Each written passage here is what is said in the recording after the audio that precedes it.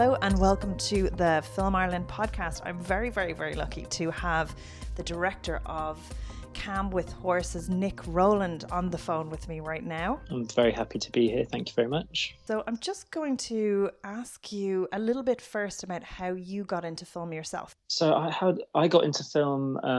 So I actually used to, up until when I was younger, I used to be a sort of semi-professional rally driver. So I was never a huge cinephile. I spent my teenage years in garages and workshops, kind of trying to learn how to change clutches, and you know, we didn't really have a cinema in my town or anything like that. So I came to it, I guess, slightly late. It felt a little bit late to me when my racing stopped in 2009.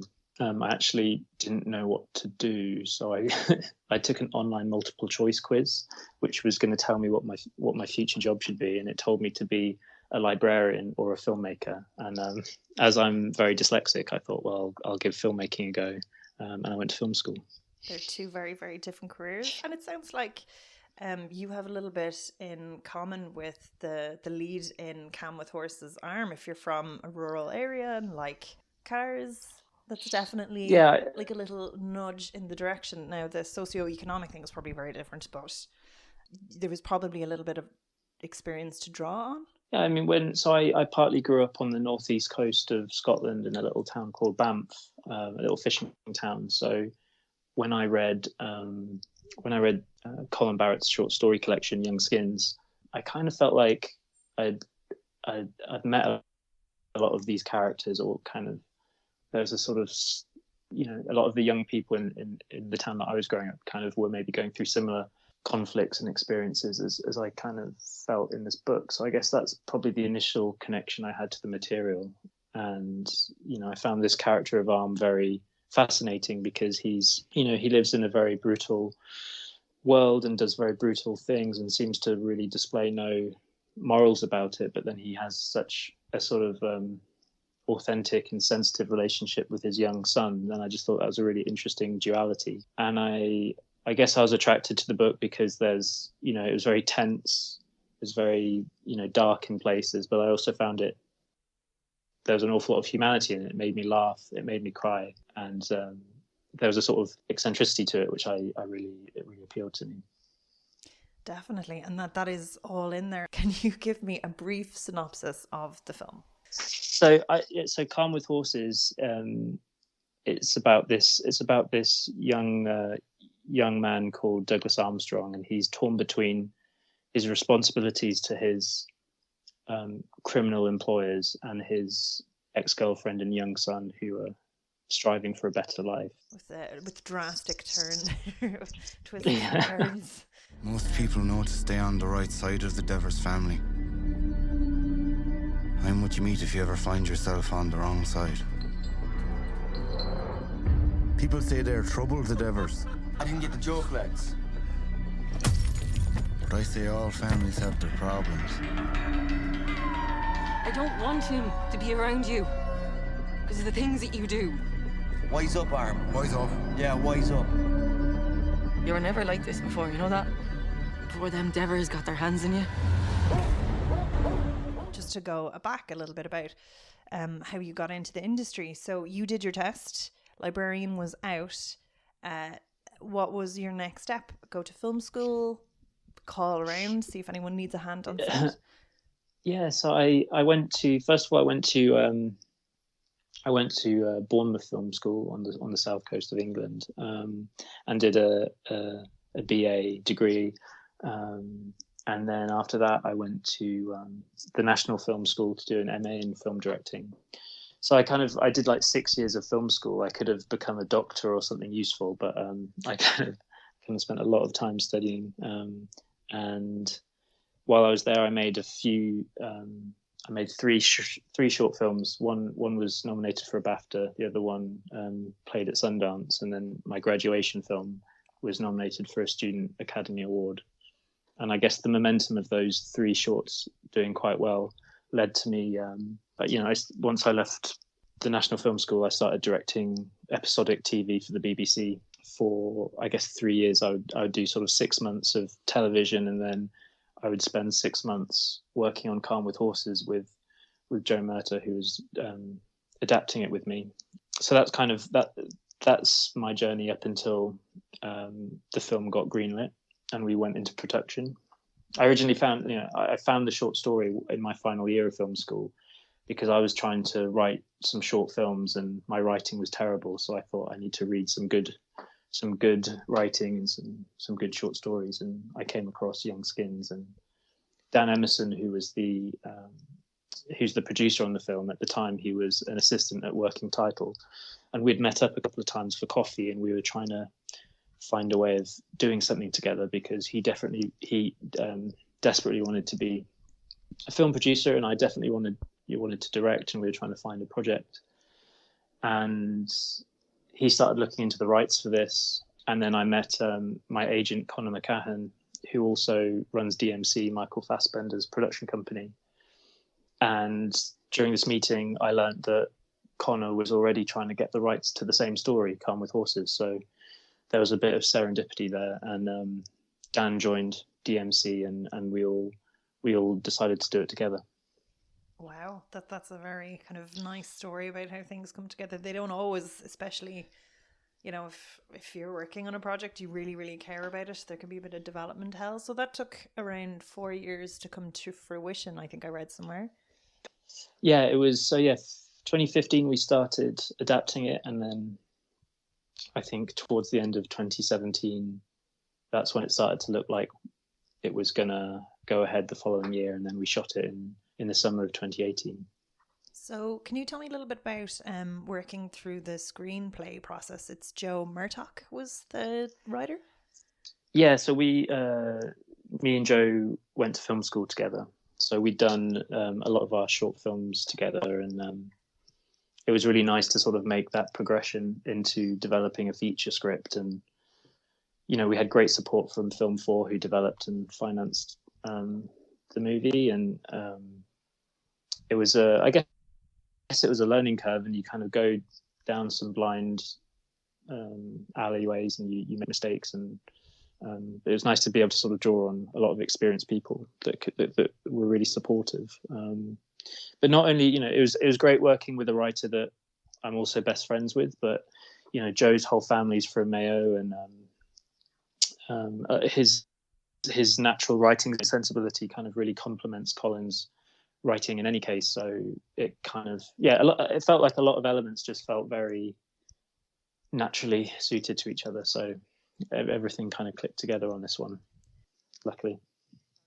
Were you always planning on setting it in Ireland? Was there ever a time when you thought, this speaks to me, we could shoot it in the UK, or was it just the way it turned out?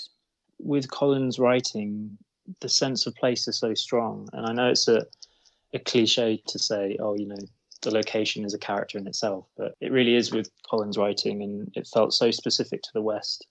I was hell-bent on sort of making sure that we were able to film out there. I mean, we recce'd over the whole of Ireland, and it just felt right. And we had some support from the RAP Fund, which enabled us to sort of shoot out in the West. And I think it really gives a distinctive tone to the whole film, And that was I think that was really important to all of us. And the script process, so you were saying that did take quite a while. Was it many drafts, or was it taking time to reimagine things? What was the process?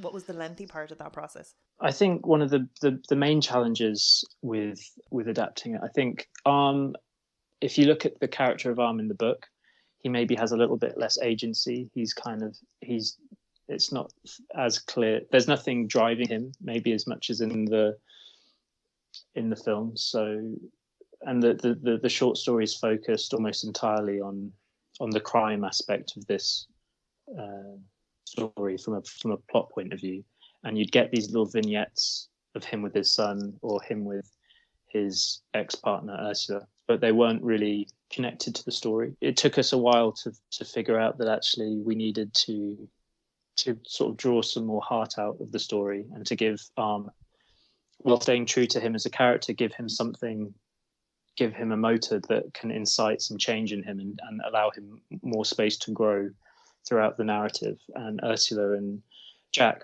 felt like the key to that. So kind of really bringing more of a love story out of that element and sort of expanding the character of Ursula was I guess the main key for us. But also a lot of the, in Colin's writing, a lot of the poetry is in the prose, and the sensitivity is the way he describes these characters and the way he observes this world. And obviously in cinematic language, that's kind of a lot harder to convey. So kind of finding ways to kind of create the tone that we felt when reading the story, was, took a balance. And actually it came to the point we realized a lot of it would come through things like sound design and music and the cinematography as a way of kind of creating that feeling. One of the other things I thought that really added to the film was the dialogue was very good. It was very natural and flowy and created a sense of space and time.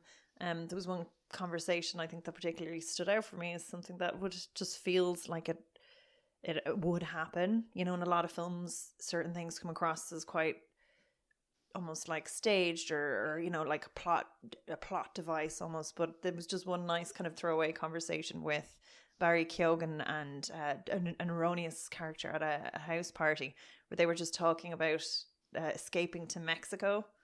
Yeah, it was just a lovely comical beat, but it was a very natural conversation that just felt like it could happen in a house like that. Yeah, well, that's we loved the short story because it did have this kind of there's so much character packed into what is quite a dark story, and it does make you laugh as much as it makes you fear these characters and cry for them. And that was quite frankly, in terms of my work as a director, I didn't have to do much there because Joe wrote a fantastic scene and, like I say, smuggled in really important story beats and exposition into a really funny scene. And then Ryan McParland and Barry Keoghan, they're just so hilarious together. It was just they just absolutely nailed it. So I can't take much credit for that scene, but it's one of my favorites. That's the director, you're allowed to take credit for it. That's the whole point. And then if anything goes wrong, blame the producer. That's that's what they come to think. But no, it's our cast. I think our leads are so talented.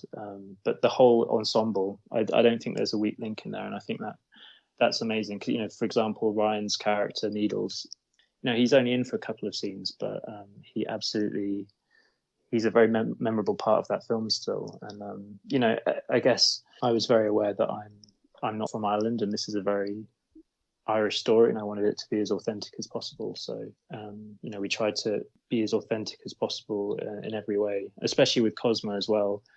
His accent, he put so much work into getting that perfect, to the point where most of the cast and crew actually didn't realize he was English until we wrapped, and suddenly he went back to his Devon accent for the first time in 2 or 3 months. So he put in so much work. That's the Stringer Bell effect, where people are very, very surprised. Like, what is this?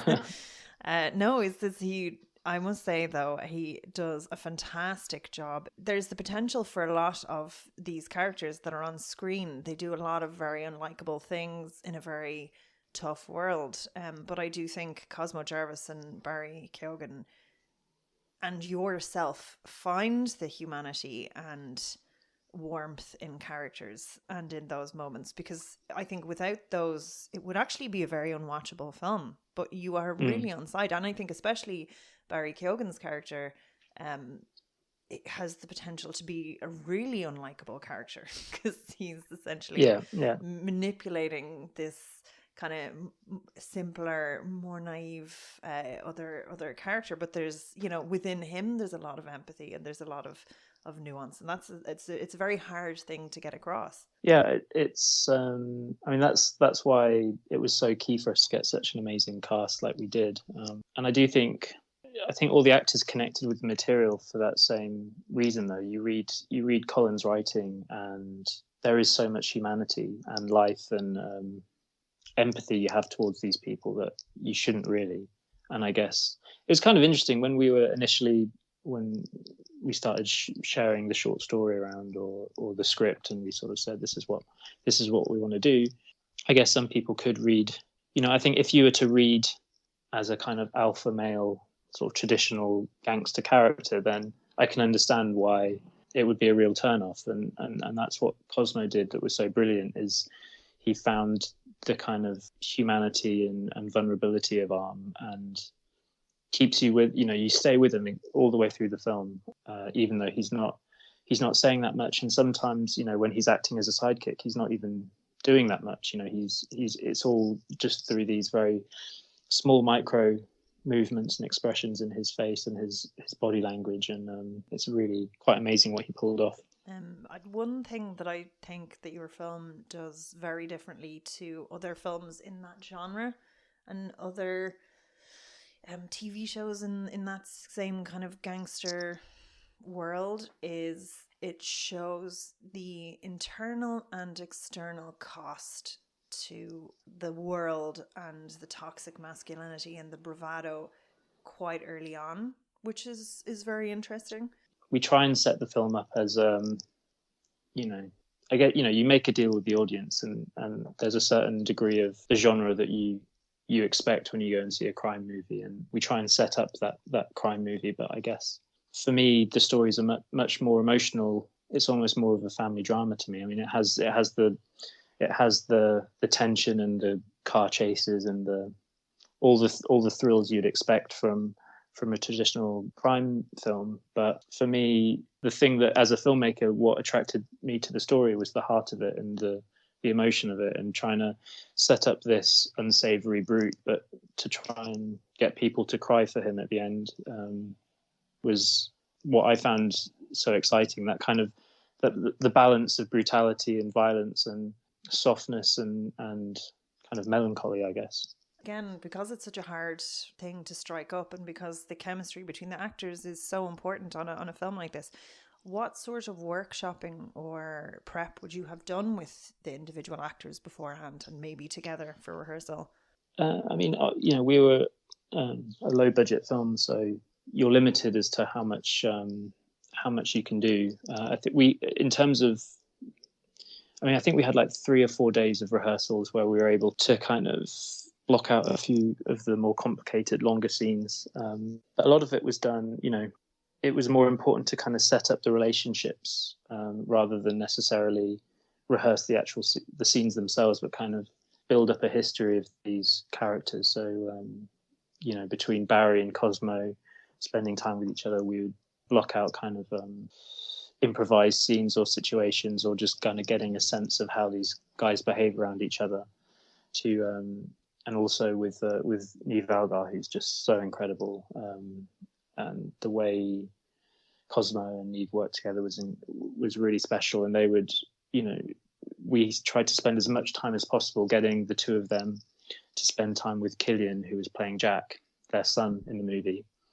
Again, we wouldn't be doing any acting, but it would be, playing football together or going out on day trips or all these things to try and build up a level of comfort around each other. Because especially with Jack's character, obviously, there are some fairly intense emotional scenes in that film, and it was important that he felt incredibly safe around Cosmo and Niamh by the point of filming them, And in terms of with Jack, the whole casting process, we saw hundreds of kids for the role, and that was kind of trial and error to sort of work out how to build that performance of that character. So, and with Cosmo, I mean, he's a method actor essentially, and he came out to Ireland months before anyone else, and he lived in Loughrea and just spent time with the local community and basically became Arm for several months. And like I say, it was only when we finished filming that I saw Cosmo again, and I was like, I haven't seen you for months. I'd almost forgotten who Cosmo was because I'd spent so much time with Arm on set. I'm not sure if that answers your question, but it's a bit of a waffly answer for you. No, that's perfect. I was going to say as well with Jack, very, very, like, he's an incredibly young actor, or he just looks incredibly young. I don't know if he's like in his mid-30s and plays well. Yeah. But he just delivers an incredible performance. And you really like there's one scene in the fairground where I'm just like, you'd have every filmmaker gone, who's his agent? Where did you find him?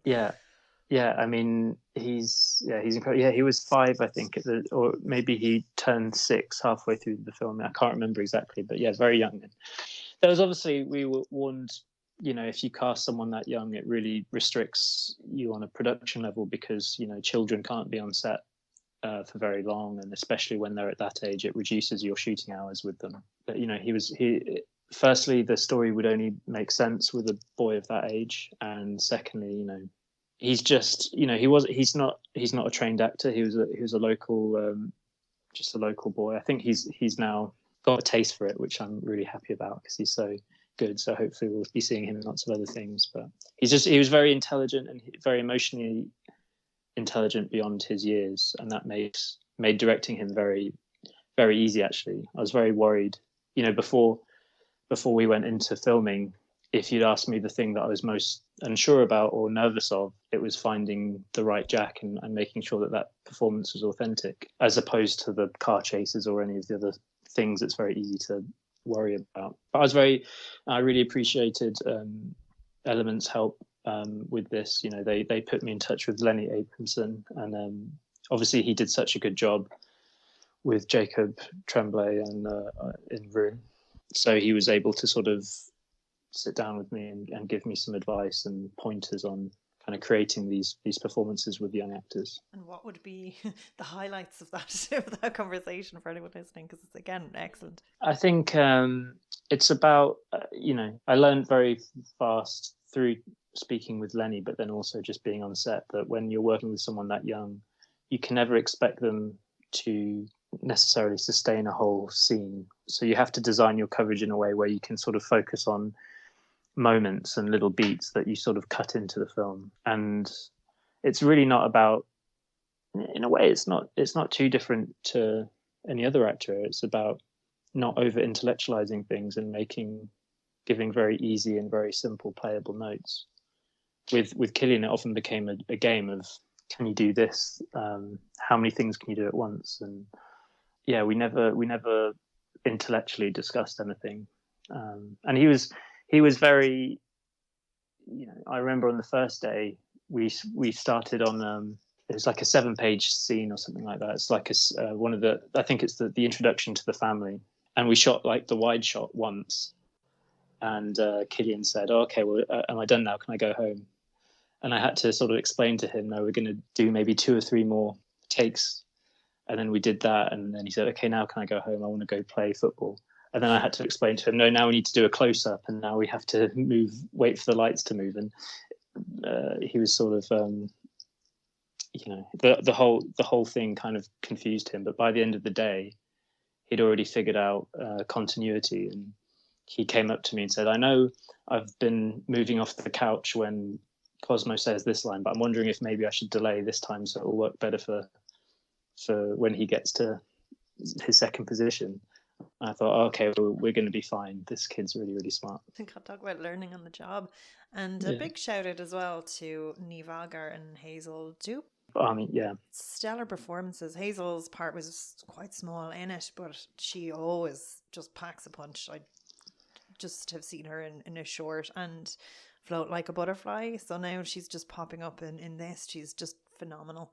And Niamh, again, with the female character in a role like this, it would be very easy for them not to have any agency and either be a pushover or just a plot device. But you get her fully realized world, her goals, her dreams, her thoughts, her reasoning, again, for interacting with a character that is probably not the most desirable or like the nicest in on paper, but you really just are with her the whole way. So how did you develop her character and work with her on this? I mean, Niamh is such a star, and she's going to take over the world, or she basically is taking over the world. Quite rightly, she's so talented, and she brought a huge amount of sort of strength and integrity to Ursula, but she also brought a lot of empathy in the way that she understands Arm, and she understands the arm that existed before the Devers kind of molded him into what they needed. And that's the thing that really struck me with Niamh, is that I really felt the history of their relationship in every moment that they're on screen together. I really felt that there was this past life that she was accessing and that she was hoping, that she was sort of clinging onto in some way, and that I found that incredibly moving. And in the original short story, Ursula's a much smaller character, and we decided to sort of amalgamate two characters and build Ursula into the real heartbeat of the movie and the emotional driving force of the movie. And like as you say, when the difficulty is to make sure she feels authentic and real, and not just as you say, a device to kind of guide the protagonist. And I feel like we worked hard to avoid that in the script, but I think a lot of that work was really done by Niamh's performance. The thing that always struck me, obviously it's quite a male heavy film, but when I remember talking with Colin Barrett when we were originally asking to option the story, and one thing that he said really stuck in my mind, which is that it's the world of Calm with Horses is sort of overrun with these big male children, but it's only the women characters that really speak any sense. Well, I would say it's, if you look at all the characters, the person who drives the story, the person with the most agency within her own realm is Niamh, is Ursula. So it's at the end of the day, like even Barry, who is kind of the strongest of the duo there, is still kind of beholden to a certain stringent set of rules, when it's Niamh who's going, this is what I want, this is what I'm going to get, will I get it, I'm doing my best, and I think it's refreshing to see this in this type of film, because I think going in to watch a film looking at, gangster things set in the West, young men disenfranchised, you expect a certain type of female character, and I think that's one thing this film does not deliver. It definitely over delivers with that. Ursula definitely. Ursula doesn't need saving in a way. She's doing her best to help Arm, and it was as you say, it was important to make sure she retained her own agency, and she forges her own path in the film no matter what. Yeah, and like that, but yet she has empathy for him, helps him, but is not necessarily a pushover to his whims either, which I think is very good. And in some ways, she's a crowbar into his humanity, which is excellent. Look, let me take Jack tomorrow. I'll take him home there. Just him and me, no Dympna, no Devers, no nonsense, right? I don't know. I don't think you could cope. It's not that simple. Well, let me show you. Jack loves it here, don't you? He still loves it here. Let me show you what I can take care of him. Trying, Urs. Won't be like last time. What would you do? I would find some sort of trouble to get into. Won't we, Jack? That's what I'm afraid of. All right, fine. Would you just keep an eye on him, will you? And be patient. Yeah, I will do.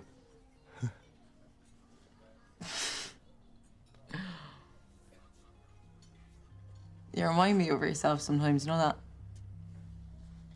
I miss you. Oh.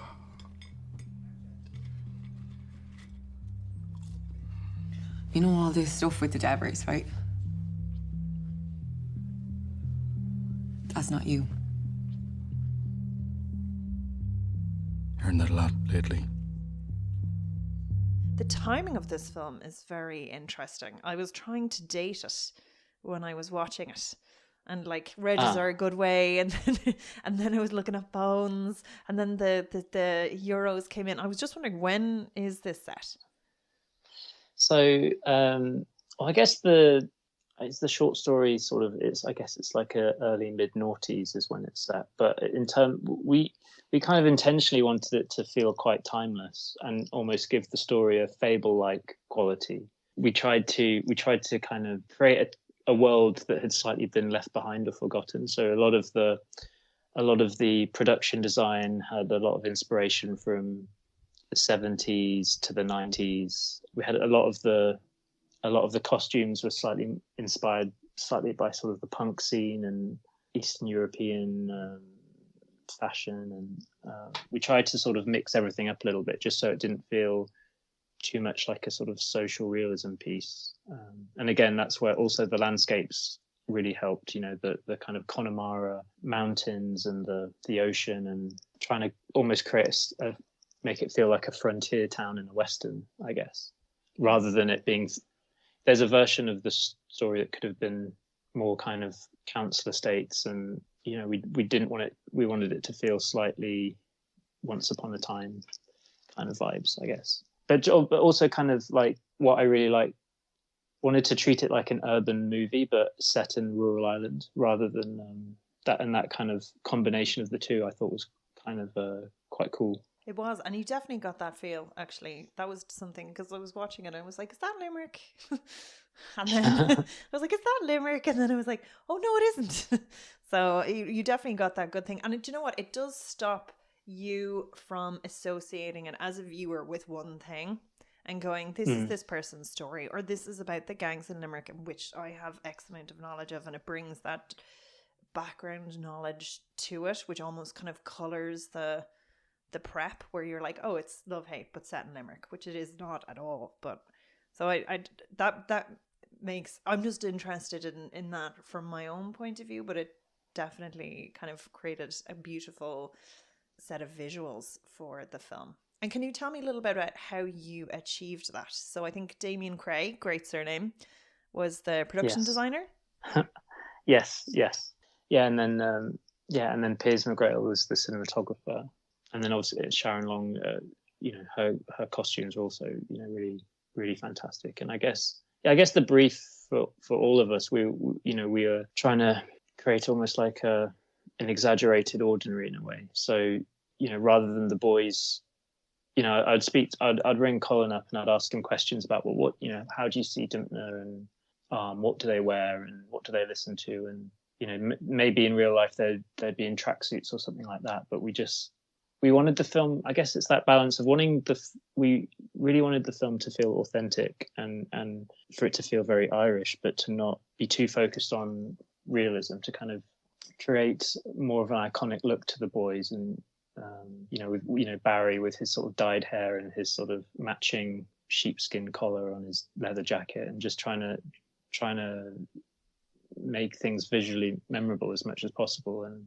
Piers did such a great job in creating the kind of like a moody, just there's like a textured sort of foreboding tone to his images that he with this film. And we were very lucky in terms of the light. You know, everyone was warning us that the trouble with shooting in the west of Ireland is that the weather changes every 5 minutes, and you get all seasons in an hour, and especially the west. Yeah. Ridley Scott said we have nice weather though. Well, yeah, we had a great time. We actually had it was a heat wave when we were filming, so we had really glorious light and amazing locations, and you know, for example, there's a scene which takes place on a pair of abandoned train carriages that we just sort of randomly drove past, and it just felt so part of the story, and so it's felt so woven in with this idea of these people that, you know, are kind of stuck in this place. So, you know, I think that scene was originally written to be in a living room or a bedroom or something, but we're always looking for a way to just make the scenes feel a bit more visually expressive, I guess. How did you put together the feel and palette with Piers, the cinematography? How did you get that down for this? We started by looking at references of other movies and photographers, and, you know, between Piers and with Damien, and we had really extensive mood boards.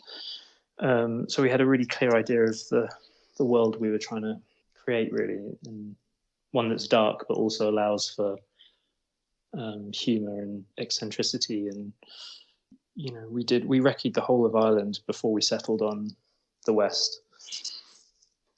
And did the Rap Fund Spondula sweeten that deal, or were you planning on shooting anywhere? The thing with Ireland is anywhere you look, there's a breathtaking vista or something. So we looked over the whole of Ireland, and you could have made the film anywhere, but to me it was always really important to be authentic to the story and to shoot it in the West, because that's such a big part of what Colin's writing, what his writing's about, and it informs the characters.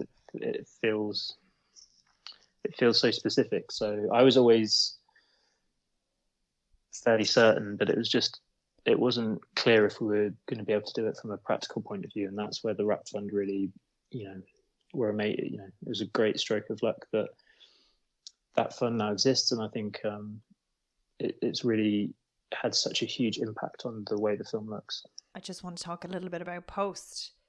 Did the structure of the story change in any way when you were editing, or is it more or less as written?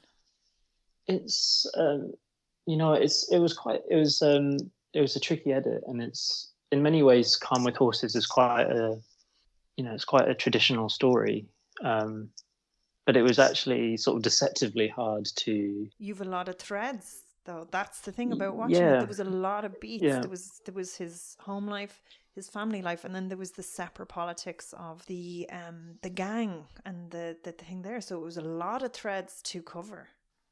Yeah, it was a lot of threads, and also what made it difficult was the sort of the contrast of different tones as well. You have tense, violent crime thriller, you have emotional family drama, and then you have kind of eccentric black humor and sort of offbeat humor in it as well.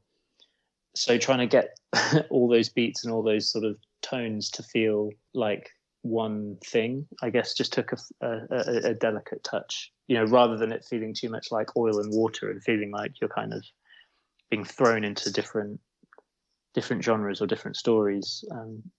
That was probably the biggest challenge in the edit, but it also kind of was the biggest challenge of shooting it as well, finding a language to the story that would be able to accommodate all those different elements, aside from also having car chases and animals and kids and all the rest of it. Yeah, you didn't make things easy for yourself. No. So the sound was again, it was an interesting mix because it meshed with the visuals but was very different. How did you kind of create that mood? With the composer is Ben Power, Blank Mass.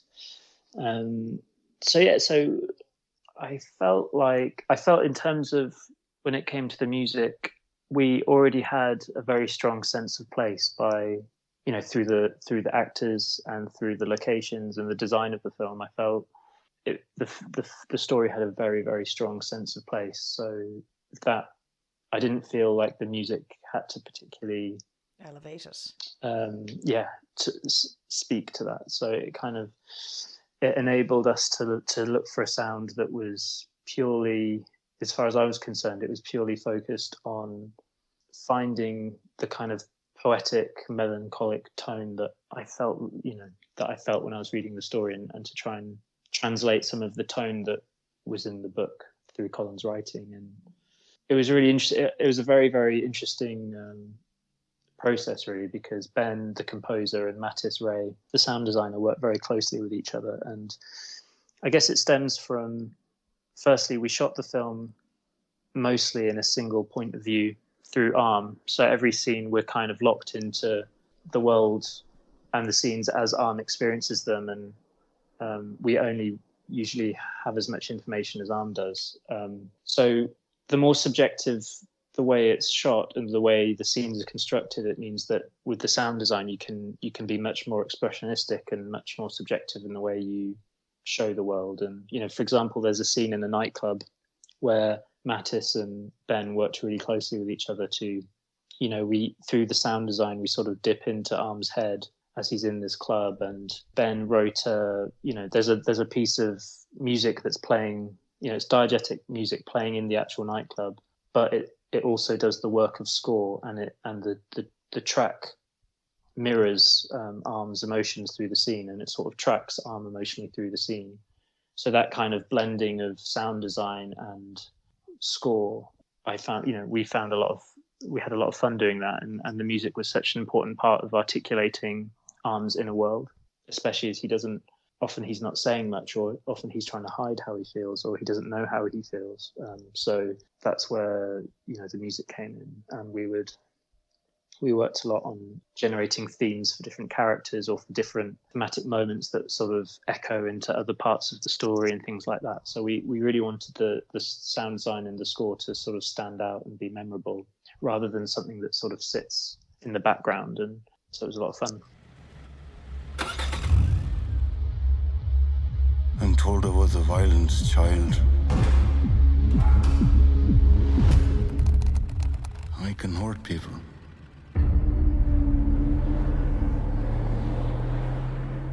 Brilliant, thank you so much. We had so much insight into that film. That was absolutely fascinating. Thank you so much for chatting with us. Thank you so much. I really enjoyed chatting.